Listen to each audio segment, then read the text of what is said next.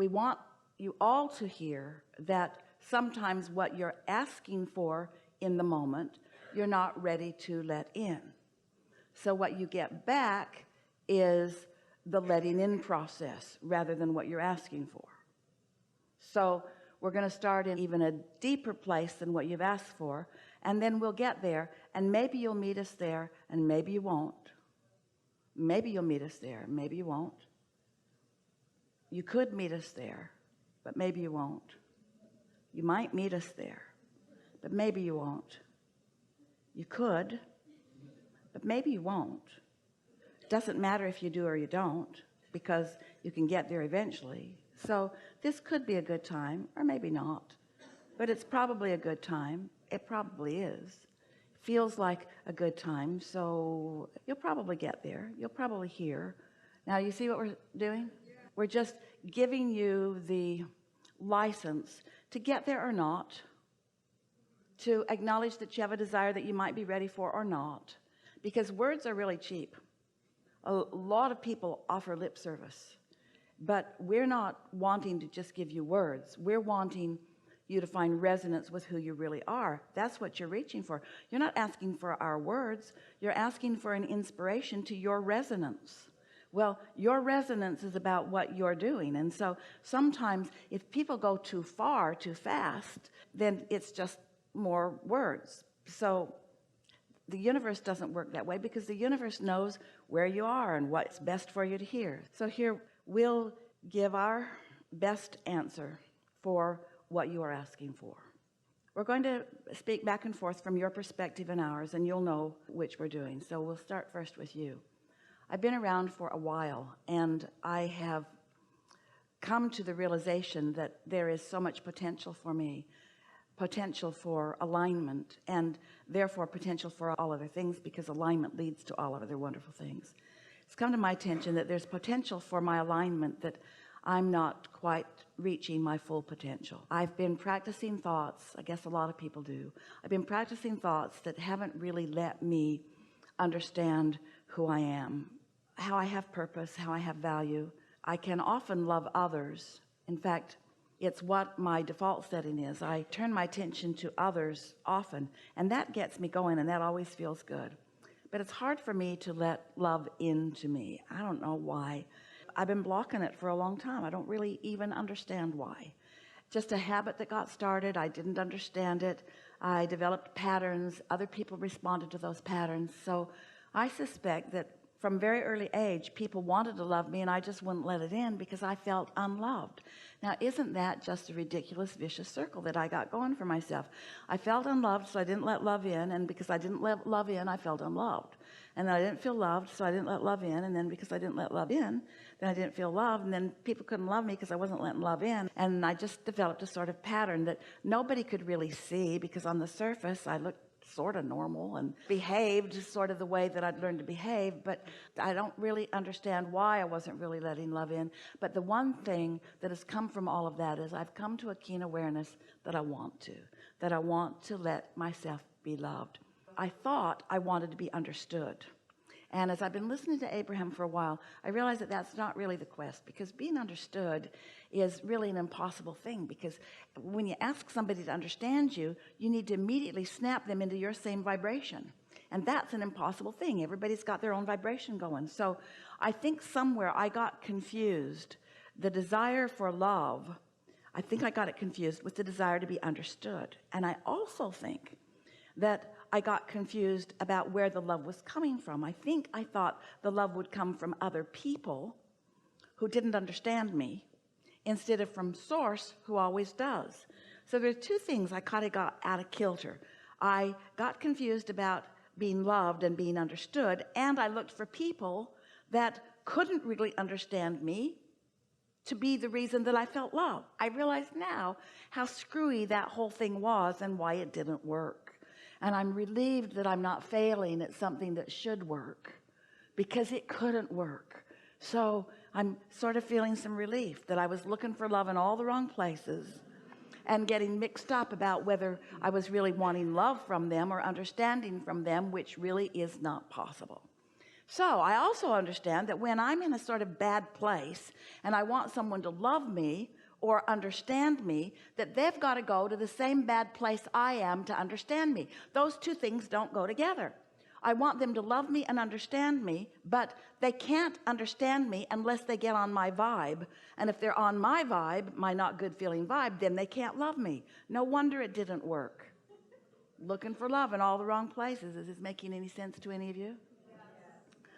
Relating a little bit even? So now I've kind of got that squared away. Now I realize that as lovely as people are, and as much as I love so many of them, and as much as I love being in this body and here in this world and on this leading edge, that I want to express love to them, but mostly I want to connect with love. Because if I don't let myself be loved, if I don't let this vessel that is me open to love, then I can't really love anybody else, not in a way that's meaningful to them. So a lot of us are just running around a little bit broken. We're not letting love in, but we're trying to let love out. So we're not going back to the well of replenishment. We're just loving and serving and trying to be of value and getting depleted and getting exhausted and getting overwhelmed because we're not letting it in. It's like never breathing air in and always breathing it out. You can't get too far with that. Pretty soon you got to start breathing it in, or you have nothing to breathe out. And so now I'm more clear about all of this. So I'm no longer wanting to look to others for that replenishment, although sometimes you can find it. Sometimes somebody's all tuned in, tapped in, turned on, and they got it going and blowing. And when they hold me as their object of attention, I can feel it. And I do like that, but I don't want to depend on somebody else's connection for that, because they've got stuff they're doing too. And I don't need anybody else's connection. I've got my own straight line to it. I've got my own vortex. I've got my own valve that I can open wide to it. And often I do. Sometimes I do. Sometimes I do it more easily than not. It sort of depends on the momentum that got going. But more and more, I accept these things. I know that source exists. And I know that my inner being is a big part of that collective consciousness of source. And that my inner being is in an undivided way focused upon me. And knowing everything about me and loving me anyway. That my inner being is loving my becoming and is never holding me responsible for what I've come to, because I'm eternal. I'm never going to get done. And there's always going to be within me a gap between what life has caused me to reach for and what I've allowed myself to catch up with.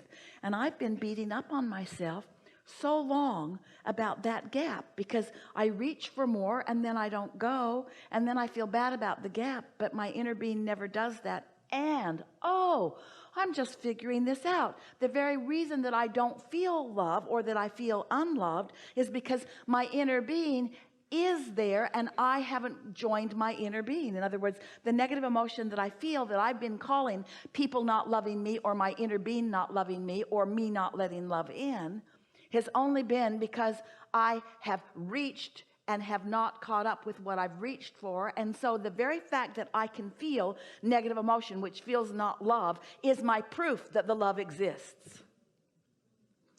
Because if that love didn't exist and it wasn't pointed right at me, I couldn't feel this discord from not letting it in. Whew. So the very unlovedness I feel is proof of the love that is there. Ooh, I really like that. Me too. I sensed that it was there. I had glimpses that it was there. It showed it to me from time to time when I was in the right place. I let it in from time to time, and I'm getting better and better at letting it in. I know that my inner being loves me, and I'm in the mood right now to hear some from my inner being. I'd like my inner being to explain to me a little bit what their perspective of me is. I'd like to know how my inner being sees me, and I'm in a better place now than I was at the beginning of this conversation. So I have a better chance of letting more of it in than I was at the beginning of this conversation. So I'll just listen for a minute and I'll hear what my inner being has to say about me. We feel so much love and appreciation for your willingness to be in this body. It's a good body. We have so much appreciation for you to be willing to play your role in our co-creation, because you've got the hard part. You're out here on the leading, bleeding edge, where you're exposed to conditions that you take in and sometimes you take to heart. And you knew when you made the decision to do it that you'd see some things that you didn't want to see, but you knew it was worth it because you knew out of seeing what you didn't want that you would be able to, in the unique way that is you would be able to come to conclusions about improvements, not just for you, but for the people you love and for the world that you love. You knew that these ideas would burst out of you, and you knew that when they did, that there'd be a gap, because you knew that the very contrast that provided you the launching of the rocket was going to hold you in contradiction to the new rocket for a while. But you knew that we would keep our promise to you. That's why you weren't surprised to meet up with us. You knew that we would keep our promise and that we would not take our eyes off of your goals, of your objectives. And you knew that that's how it worked. But somehow you did a little tricky twist on yourself, because you've decided to beat up on yourself for not always easily going right along. You say to yourself, I know this stuff, why don't I just go with that flow? And the answer to that is because law of attraction won't let you, and that's a normal thing. And sometimes it has to get worse and worse and worse before you ask for more and more and more. But it gets easier and easier for you all the time. Have you noticed that? We are taking so much delight in how much you do catch on to right away, and how much resistance you're leaving aside, and how much resistance that was one time active in you a lot that is no longer active or rarely active within you. And so our wish for you is that you feel about you as we do. And of course that's not a possible thing really, because you are your perspective and we are our perspective, but we are dominant and we do have you outnumbered. We really do know who you are, and at moments when you are in lesser resistance, you get more and more sweeping feelings of who you are. So that feeling of resonance that we were talking about, you're feeling more of the time, and when it comes, you know it. And now what we're really hearing from you is not that you don't know, and not that you aren't often in complete alignment with it, but that the sublime of the alignment is so sublime that you can't bear it when you're not. Well, you've just got to suck it up. You've just got to accept that it's going to be that way, that it can't feel good when you're not in alignment, and it always feels good when you do, and both are part of the bargain that you struck when you decided to come. So it's time for you to stop beating up on yourself for every little bit of negative emotion. Esther saw coffee spilled all over all of them, and she said, I did that. And there was something about the universe humorously delivering to her something that was a vibrational match to how she was feeling, that made her feel extra, extra loved. Isn't it nice that law of attraction responds to you truly, honestly? That law of attraction doesn't play games with you, that it's always consistent? And isn't it a wonderful thing that we, your inner beings, stand in full appreciation of you no matter what you're doing? And isn't it nice to know that the way you feel can't be separated from the way we feel?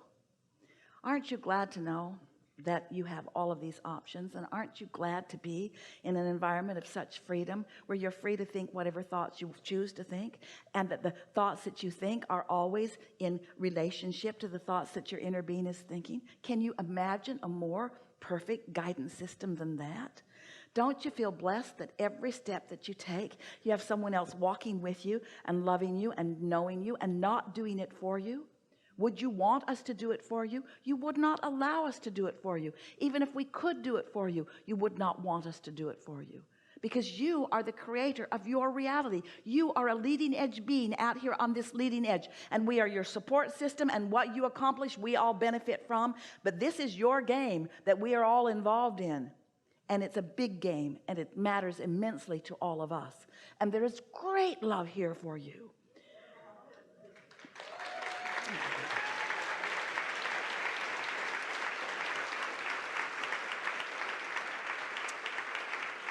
So the best thing that you took from all of this is that when I feel bad, I'm extra loved. Right. That's what that means. Source must be really loving me, because I'm really hurting as I block it off. And I don't have to block it off. I'm just choosing to, because I have some stupid thing that I've been thinking about that's causing me to feel sorry for myself again. I've chosen the victim role again. I'm feeling vulnerable again. And my inner being isn't having any of it, because if my inner being were in agreement, I'd feel great. but my inner being isn't having any of it. And so